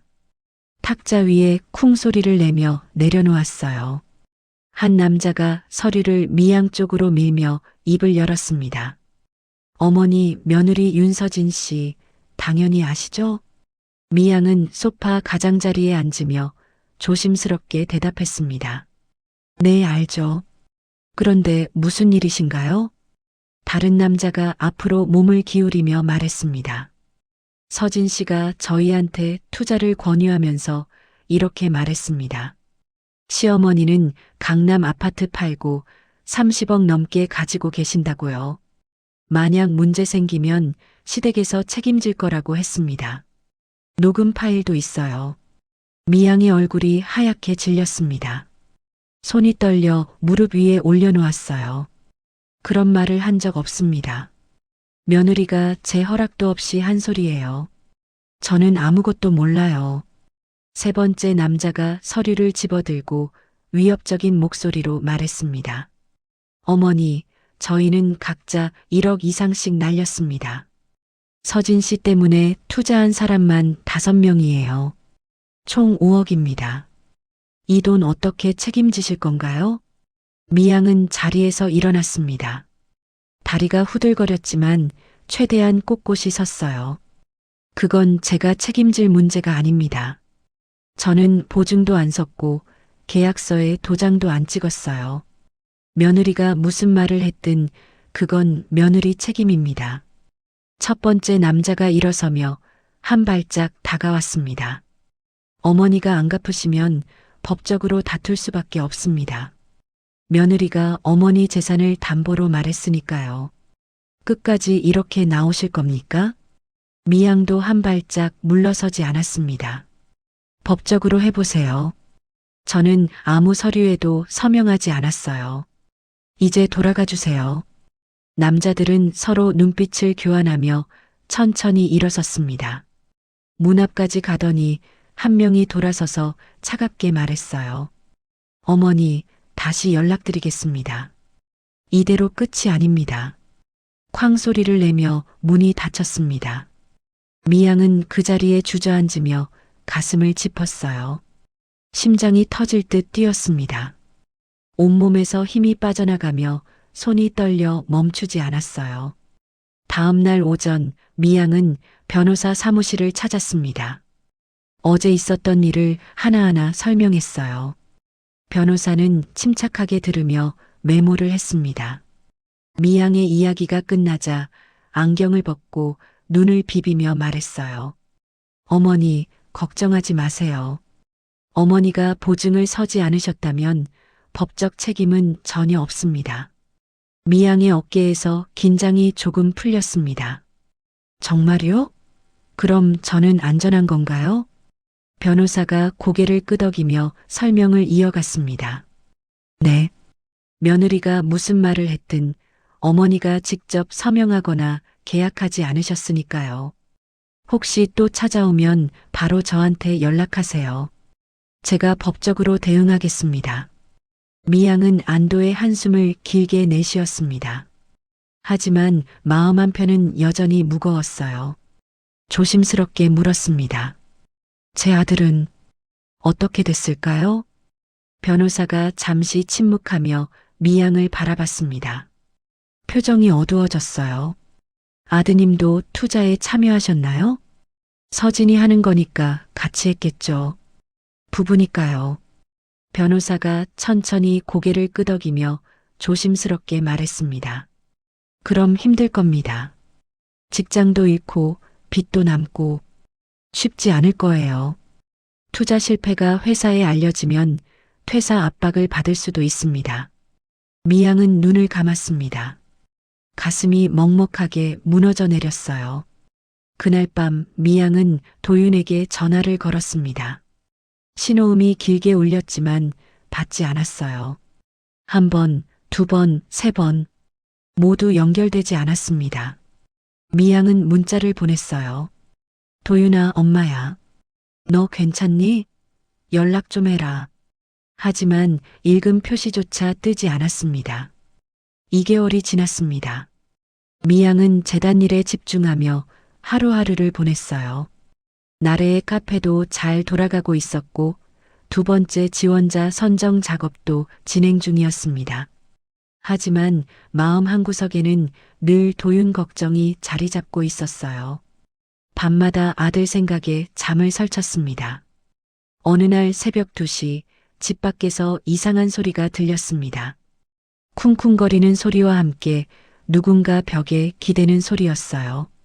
미양은 잠에서 깨어 귀를 기울였습니다. 다시 쿵 소리가 크게 났어요. 미양은 잠옷 위에 가운을 걸치고 현관문으로 갔습니다. 문을 조심스럽게 여니 도윤이 문 앞 바닥에 쓰러져 있었습니다. 옷은 구겨져 있었고 얼굴은 수척하게 야위어 있었어요. 뺨이 움푹 들어가고 눈 밑에는 시커먼 다크서클이 짙게 깔려 있었습니다. 코끝에서 술 냄새가 진동했어요. 미양이 급히 몸을 낮추며 아들을 흔들었습니다. 도윤아, 도윤아, 정신 차려. 도윤이 천천히 눈을 떴습니다. 초점 없는 눈동자가 이리저리 흔들리며 미양을 찾았어요. 입술이 파르르 떨렸습니다. 엄마. 목소리가 갈라져 거의 들리지 않았습니다. 미양은 도윤의 팔을 잡고 일으켜 세웠어요. 도윤은 비틀거리며 겨우 일어났습니다. 거실까지 가는 동안 여러 번 휘청거렸어요. 소파에 앉히자 그대로 고개를 떨구고 말았습니다. 미양은 급히 부엌으로 가서 물을 떠왔습니다. 도윤의 입에 물을 대주려 했지만 제대로 마시지도 못했어요. 물이 턱을 타고 옷깃으로 흘러내렸습니다. 도윤아, 무슨 일이야? 어디 아픈 데는 없어? 도윤이 천천히 고개를 들었습니다. 눈은 충혈되어 빨갛게 물들어 있었고 동공이 이상하게 풀려 있었어요. 미양은 그 눈빛을 보고 가슴이 철렁 내려앉았습니다. 정상이 아니었어요. 도윤이 입을 열려다 그대로 주르륵 눈물을 흘렸습니다. 어깨가 들썩이며 소리 없이 울기 시작했어요. 엄마, 나 다 망했어. 진짜로 다 망했어. 미양이 아들의 손을 잡았습니다. 손이 얼음장처럼 차가웠어요. 손가락 끝이 시퍼렇게 변해 있었습니다. 무슨 소리야? 도대체 무슨 일인데? 도윤의 목소리는 떨리고 끊어졌습니다. 한마디 할 때마다 숨이 가빠지며 헐떡였어요. 회사에서 잘렸어. 투자 실패한 거 알려줘서 다들 날 손가락질했어. 서진이도 나버리고 갔어. 연락도 안 돼. 이혼 서류만 우편으로 보내왔어. 미양의 손에 힘이 들어갔습니다. 도윤의 손을 두 손으로 꽉 감싸 쥐었어요. 그래도 괜찮아. 다시 시작하면 돼. 엄마가. 도윤이 고개를 저으며 미양의 말을 끊었습니다. 눈물이 계속 흘러내렸어요. 엄마, 나 이상한 거 시작했어. 술만 마시면 조금 나아지는 것 같았거든. 근데 그것도 이제 안 돼. 미양의 몸이 순간 얼어붙었습니다. 도윤의 팔을 자세히 봤어요. 소매를 천천히 걷어 올리니 이상한 자국들이 군데군데 보였습니다. 주사 맞은 자국 같았어요. 여러 개였습니다. 미양의 손이 떨리기 시작했어요. 도윤아, 너 혹시... 도윤이 고개를 돌렸습니다. 대답하지 않았지만 그 침묵이 모든 걸 말해주었어요. 미양의 눈에서 눈물이 주르륵 흘러내렸습니다. 아들의 어깨를 붙잡고 흔들었어요. 왜 그런 짓을 했어? 도윤이 떨리는 목소리로 말했습니다. 친구가 이거 한번 해보래서 처음엔 한두 번만 하려고 했어.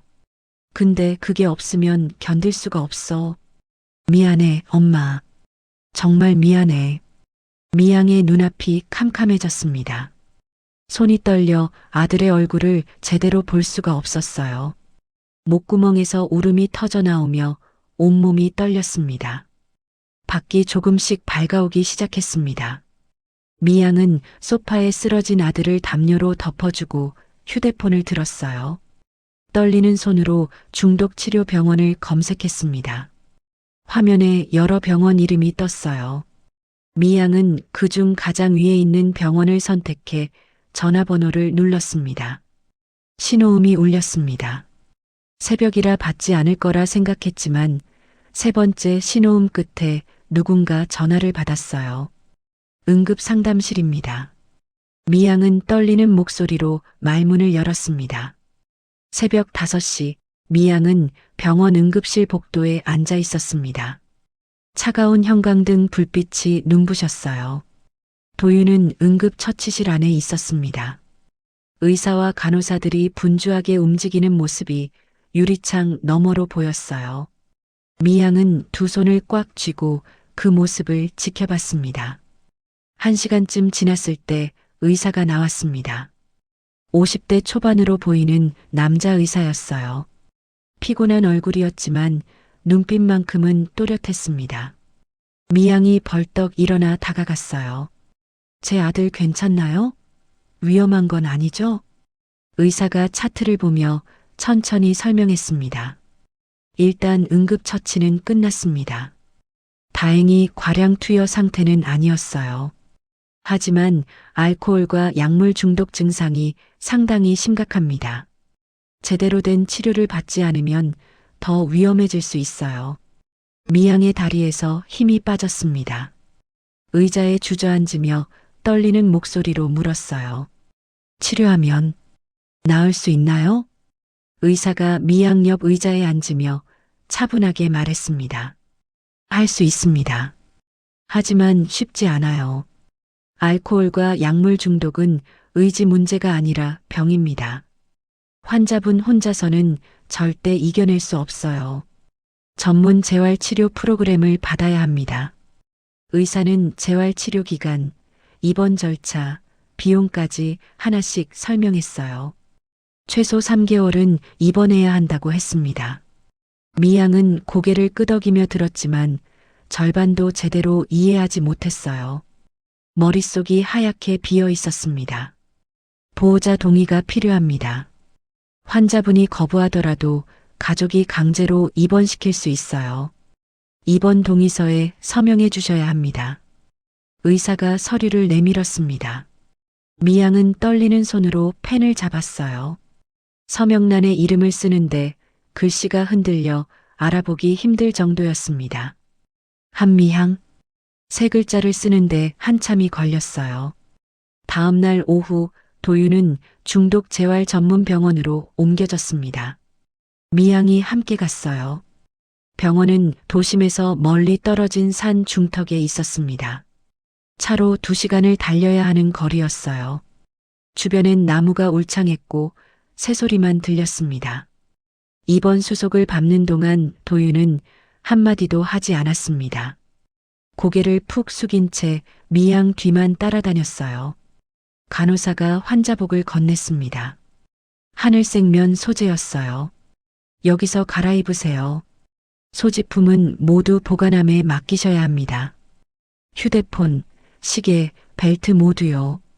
도윤이 환자복을 받아들고 탈의실로 들어갔습니다. 10분쯤 지나 나왔을 때 도윤은 완전히 다른 사람처럼 보였어요. 환자복이 헐렁해서 몸이 더 작아 보였습니다.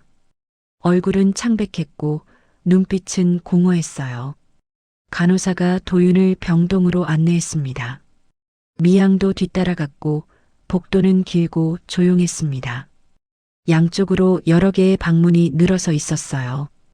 흰색 페인트가 칠해진 벽은 차갑게 느껴졌습니다.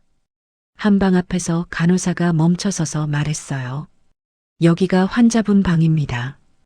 2인실이고 룸메이트가 한 분 계세요.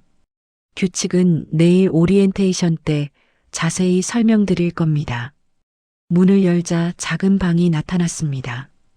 침대 2개, 책상 2개, 옷장 2개가 전부였어요. 창문은 있었지만 철창이 쳐져 있었습니다.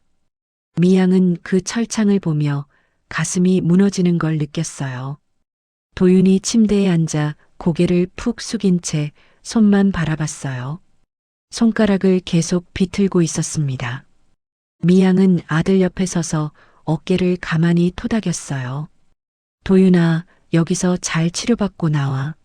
엄마가 기다릴게. 도윤이 천천히 고개를 들었고 눈에는 눈물이 가득 고여 있었어요. 그리고는 입술을 떨며 말했습니다. 엄마, 나 버리지 마. 제발 여기서 꺼내줘. 나 여기 있기 싫어. 목소리가 떨렸습니다. 미양은 눈물을 참으며 아들의 손을 꽉 잡았어요. 버리는 게 아니야. 살리는 거야. 내가 다시 사람답게 살 수 있게 하는 거란다. 엄마, 여기 있는 동안 엄마가 매일 기도할게. 내가 건강하게 나올 수 있게. 간호사가 조용히 말했습니다. 보호자님, 이제 나가주셔야 해요. 면회는 일주일에 한 번, 수요일 오후 2시부터 2시간만 가능합니다. 미양은 아들을 한 번 더 꼭 안아줬습니다. 도윤의 몸은 아직도 떨리고 있었어요. 미양도 눈물을 참느라 입술을 깨물었습니다. 천천히 아들을 놓고 문 앞에서 한 번 더 뒤돌아봤습니다. 도윤은 침대 가장자리에 앉아 고개를 숙인 채 있었어요. 복도를 걸어 나오는데 다리에 힘이 들어가지 않았고 눈물이 주르륵 흘러내리며 멈추지 않았습니다. 병원 주차장까지 나와 차에 올라탔지만 시동을 걸지 못하고 그대로 앉아 있었어요. 핸들에 이마를 대고 소리 없이 울었습니다. 어깨가 들썩이며 눈물이 옷깃을 적셨어요. 한참을 그렇게 있다가 미양은 휴대폰을 꺼냈습니다. 나래에게 전화를 걸었어요. 신호음이 2번 울리고 나래가 밝은 목소리로 받았습니다. 어머님, 안녕하세요. 오늘은 카페 안 오시나 봐요? 미양은 목소리를 가다듬으려 했지만 쉽지 않았습니다. 떨리는 목소리로 말했어요. 나래야, 미안한데 오늘은 못 갈 것 같아. 좀 급한 일이 생겨서. 나래가 즉시 걱정스러운 목소리로 물었습니다. 어머님, 괜찮으세요? 목소리가 많이 이상한데요. 무슨 일 있으세요? 미양은 대답 대신 잠시 침묵했습니다. 눈물이 또 쏟아질 것 같았어요. 응, 괜찮아. 며칠 있다 갈게. 카페 잘 부탁해. 전화를 끊고 미양은 시동을 걸었습니다. 집으로 가는 길, 창밖 풍경이 흐릿하게 보였어요. 눈물 때문에 앞이 잘 보이지 않아 몇 번이나 차를 세우고 눈물을 닦아야 했습니다. 일주일이 지났습니다. 미양은 병원 면회 날짜를 달력에 빨간 동그라미를 쳐서 표시해두고 매일 바라봤어요. 그 일주일 동안 제대로 먹지도 자지도 못했습니다. 밤마다 도윤 생각에 잠을 설쳤어요. 눈을 감으면 철창 너머 아들 모습이 떠올랐습니다. 첫 면회 날이 되었고 미양은 새벽부터 준비를 했어요. 병원 규칙상 음식물 반입이 안 된다는 걸 나중에 알았지만 그래도 도윤이 좋아하는 사과와 배를 사서 가방에 넣어 가져갔어요. 면회실에 도착해서 10분쯤 지나 문이 열리고 도윤이 들어왔습니다. 일주일 만에 보는 아들이었어요. 눈빛도 전보다는 또렷하고 조금 나아진 얼굴에 미양은 안도의 한숨을 길게 내쉬었습니다. 도윤아, 어떻게 지내? 많이 힘들지? 도윤이 천천히 앉으며 대답했습니다. 괜찮아요, 엄마. 힘들긴 한데 조금씩 나아지는 것 같아요. 여기 프로그램이 생각보다 체계적이에요. 밥은 잘 먹어? 입맛은 괜찮고? 네. 여기 밥이 생각보다 괜찮아요. 규칙적으로 먹으니까 몸이 좀 나아지는 것 같아요. 두 사람은 한참을 말없이 앉아 있었습니다. 무슨 말을 해야 할지 몰랐어요. 미양이 먼저 입을 열었습니다. 의사 선생님 말씀 들었어. 3개월은 있어야 한대. 길 수도 있다고 하시던데. 도윤이 고개를 끄덕였습니다. 네, 알아요. 여기 기본 프로그램이 3개월이래요. 상태 봐서 더 있을 수도 있대요. 미양이 아들의 손을 잡으며 말했습니다. 힘들겠지만 잘 견뎌. 엄마가 매주 올게. 기다릴 테니까. 도윤의 눈에 눈물이 고였습니다. 손으로 얼굴을 가리며 고개를 숙였어요. 엄마, 미안해요. 이렇게까지 될 줄은 정말 몰랐어요. 제가 너무 한심하죠? 미양이 아들의 손을 더 꽉 쥐었습니다. 미안하단 말하지 마. 지금부터가 중요한 거야. 과거는 지나간 거고. 면회 시간 30분이 금방 지나갔습니다. 간호사가 들어와 시간이 다 됐다고 알려줬어요. 미양은 자리에서 일어나며 도윤을 안아줬습니다. 도윤의 몸이 미양의 품에서 작게 떨렸어요. 다음 주 수요일에 또 올게. 그때까지 건강해야 해. 병원을 나서는데 주차장 쪽에서 누군가 미양을 불렀습니다. 돌아보니 나래가 서 있었어요. 손에는 작은 과일 바구니를 들고 있었습니다. 어머님, 미양이 놀라며 빠르게 다가갔습니다. 나래야, 내가 어떻게 여기를, 어떻게 알았어? 나래가 조심스럽게 말했습니다. 지난주 전화 목소리가 너무 이상하셔서요. 걱정돼서 재단 사무실 갔다가 책상 위 메모에서 병원 주소를 봤어요. 혹시나 해서 왔는데. 어머님, 많이 힘드시죠? 미양의 눈에서 눈물이 흘러내렸습니다. 참았던 감정이 한꺼번에 터져 나왔어요. 나래가 과일 바구니를 바닥에 내려놓고 미양을 조용히 안아줬습니다. 어머님, 혼자 견디지 마세요. 저한테 기대셔도 돼요. 미양은 나래의 품에서 한참을 울었습니다. 그동안 참았던 눈물이 한꺼번에 쏟아져 나왔어요. 나래는 말없이 미양의 등을 토닥이며 함께 서 있었습니다.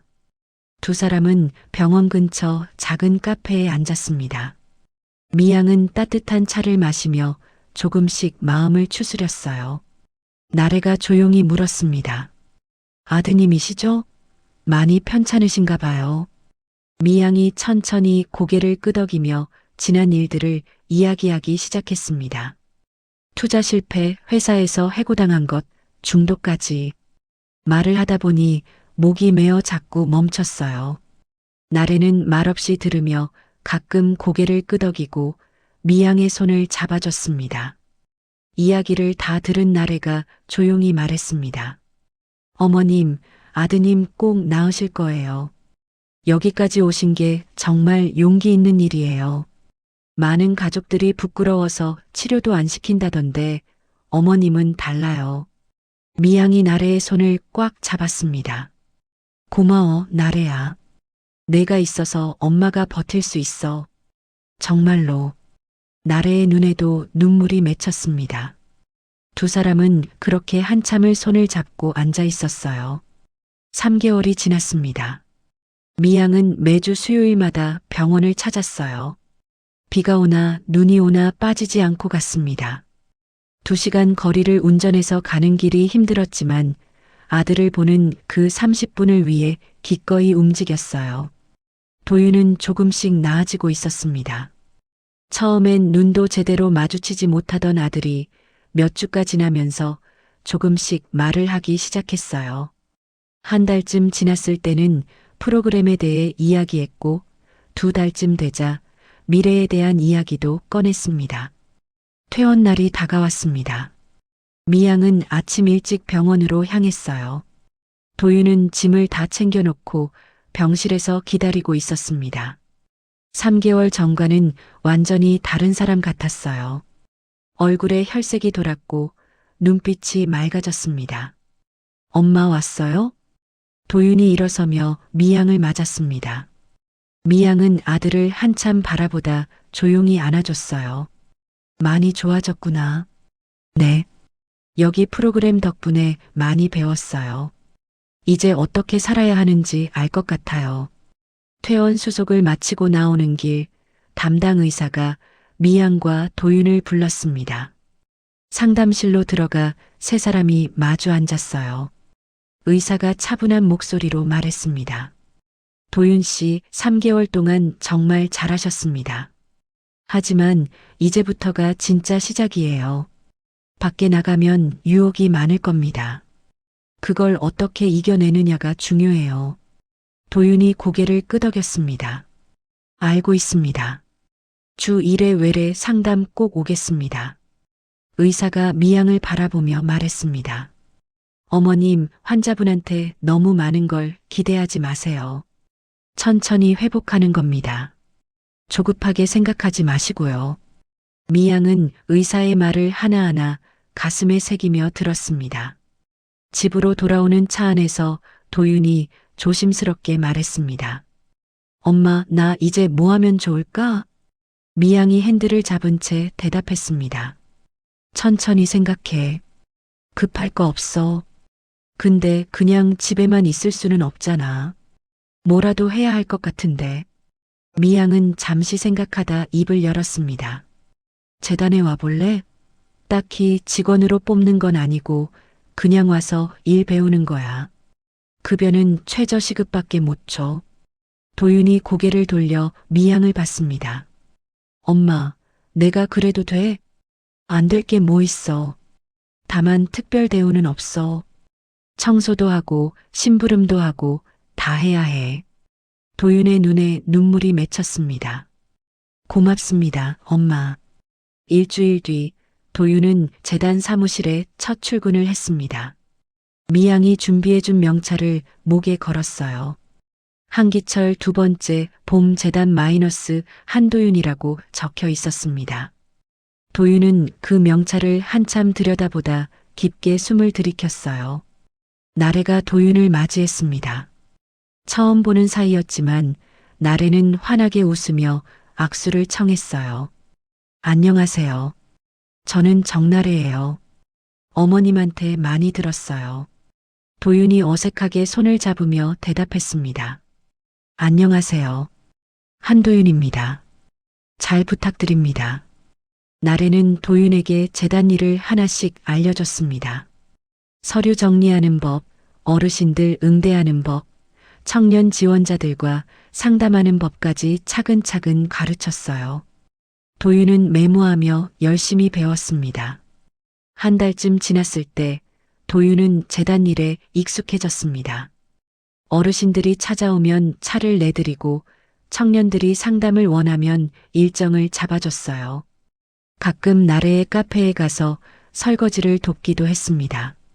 어느 날 오후 재단 사무실에 한 통의 우편물이 도착했습니다. 법원 봉투였어요. 미양이 뜯어보니 이혼 확정 판결문이었습니다. 도윤과 서진의 이혼이 최종 확정되었다는 내용이었어요. 미양은 서류를 들고 복사실로 갔습니다. 도윤에게 보여줘야 하나 말아야 하나 고민했지만 결국 책상 위에 조용히 놓았어요. 도윤이 오후에 사무실로 돌아와 그 서류를 봤습니다. 한참을 서류를 들여다보던 도윤이 천천히 미양에게 다가왔습니다. 엄마, 이거. 응? 오늘 왔어. 도윤은 서류를 다시 한번 읽어 내려갔습니다. 배우자란이 공란으로 되어 있었어요. 한참을 그 빈칸을 바라보던 도윤이 조용히 말했습니다. 이제 정말 끝났네요. 미양이 아들의 어깨에 손을 올렸습니다. 끝이 아니라 시작이야. 내 인생의 새로운 시작. 도윤이 고개를 끄덕이며 서류를 서랍에 넣었습니다. 2달이 더 지났습니다. 나래의 카페는 동네에서 유명해졌어요. 낮에는 어르신들로 가득 차고 저녁에는 청년들이 모여 공부했습니다. 오픈 1주년을 맞아 작은 행사를 준비하기로 했어요. 행사 날 카페는 사람들로 북적였습니다. 어르신들, 청년들, 재단 관계자들이 모였어요. 미양과 도윤, 나래가 함께 자리를 준비했습니다. 벽에는 카페 1년 동안의 사진들이 전시되어 있었어요. 나래가 마이크를 잡고 인사말을 했습니다. 1년 전 저는 꿈만 가득한 청년이었습니다. 돈도 없고 경험도 없었어요. 하지만 한 분이 저를 믿어주셨습니다. 한미양 어머님입니다. 사람들이 박수를 쳤습니다. 미양은 뒤쪽에 조용히 서서 손을 흔들었어요. 어머님은 제게 돈만 주신 게 아니라 용기를 주셨습니다. 실패해도 괜찮다고, 함께 다시 시작하면 된다고 말씀해 주셨어요. 그 말이 저를 여기까지 오게 했습니다. 나래의 목소리가 떨렸습니다. 눈가가 촉촉해졌어요. 그래서 오늘 제가 작은 발표를 하나 하려고 합니다. 저는 어머님을 제 양어머니로 모시고 싶습니다. 법적인 절차는 아직이지만 제 마음속에서는 이미 어머니세요. 미양의 눈에서 눈물이 흘러내렸습니다. 나래가 마이크를 내려놓고 미양에게 다가와 안겼어요. 2 사람은 그렇게 한참을 껴안고 있었습니다. 도윤이 옆에서 그 모습을 지켜보며 조용히 박수를 쳤습니다. 눈가가 뜨거웠어요. 자신이 엄마에게 주지 못한 것을 한 청년이 주고 있었습니다. 행사가 끝나고 사람들이 돌아간 뒤 미양과 도윤과 나래는 카페에 남아 정리를 했습니다. 설거지를 하고 테이블을 닦고 의자를 정리했어요. 셋이 함께 움직이는 모습이 자연스러웠습니다. 엄마, 나도 이제 제대로 된 직원으로 일하고 싶어요. 도윤이 설거지를 하며 말했습니다. 너 지금도 직원이야. 아니, 제대로요. 급여도 제대로 받고 책임도 제대로 지고 재단 일을 진짜로 배우고 싶어요. 미양이 도윤을 바라봤습니다. 아들의 눈빛이 진지했어요. 내가 그럴 준비가 됐어? 네. 이제 누구 덕분에 산다고 안 할게요. 그냥 내가 내 몫을 하면서 살고 싶어요. 미양은 아들의 어깨를 토닥였습니다. 그래. 그럼 다음 달부터 정식 직원으로 계약하자. 나래가 옆에서 웃으며 말했습니다. 그럼 우리 셋이 한 팀이네요. 어머님, 저, 그리고 도윤 씨. 3 사람은 서로를 바라보며 웃었습니다. 그날 밤 미양은 집에 돌아와 남편 영정 앞에 앉았습니다. 촛불을 켜고 한참을 말없이 사진을 바라봤어요. 남편이 환하게 웃고 있었습니다. 기철 씨, 우리 아들 이제 사람 됐어요. 여기까지 오느라 힘들었지만 이제는 괜찮을 것 같아요. 미양은 남편의 수첩을 꺼냈습니다. 마지막 장을 펼쳐 읽었어요. 재산은 사람 됨됨이를 보고 물려줘라. 인생의 2번째 봄을 준비해라. 미양은 펜을 들어 그 아래 작은 글씨로 한 줄을 적었습니다. 그리고 진짜 가족은 피가 아니라 마음으로 만들어진다. 창밖으로 봄바람이 불어왔습니다. 커튼이 살랑 흔들렸어요. 미양은 눈을 감고 그 바람을 느꼈습니다. 남편이 옆에 앉아 함께 웃고 있는 것 같았어요. 30억짜리 아파트는 사라졌지만 그보다 값진 것들이 남았습니다. 다시 태어난 아들, 마음으로 맺어진 딸, 그리고 수많은 청년과 어르신들에게 희망을 주는 재단. 미양은 이제야 남편이 말한 두 번째 봄의 의미를 알 것 같았어요. 오늘의 사연이 마음을 살짝 두드렸다면 그건 어쩌면 우리 모두의 이야기이기 때문이겠죠? 소중한 시간을 함께하며 공감해주셔서 진심으로 감사합니다. 좋아요와 구독은 다음 이야기를 피워내는 힘이 됩니다. 여러분의 생각을 댓글로 편하게 나눠주시고 이 이야기를 많은 분들이 알 수 있게 공유해 주신다면 여러분의 일상에도 기분 좋은 행복이 찾아올 거예요. 그럼 꽃부인네는 다음에도 당신의 마음을 꼭 안아드릴 수 있는 새로운 사연으로 찾아뵙겠습니다. 건강하시고 늘 행복하세요.